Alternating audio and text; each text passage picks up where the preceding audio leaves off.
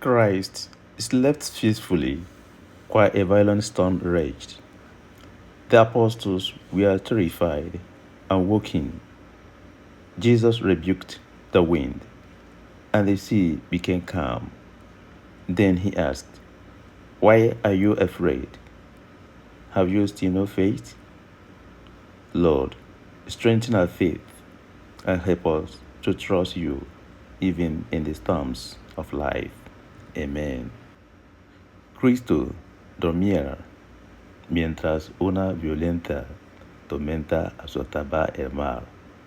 Los apóstoles, llenos de miedo, lo despertaron.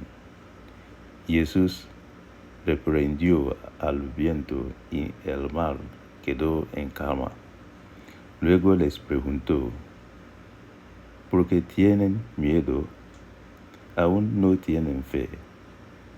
Señor, fortalece nuestra fe y ayúdanos a confiar en ti, incluso en las tormentas de la vida. Amen. Kristi nọ na-ehi ụra mgbe oke ifufe na ebili mmiri na-atụ. Ndị ụmụazụ ya nọ na nnukwu ụjọ, ha were kpọtee ya.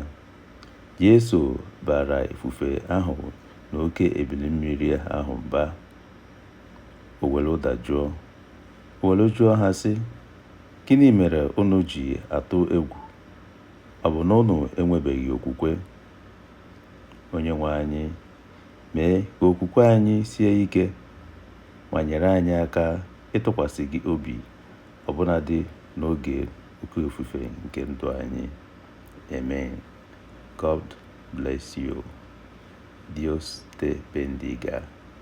Chineke gọzie gị. Amen.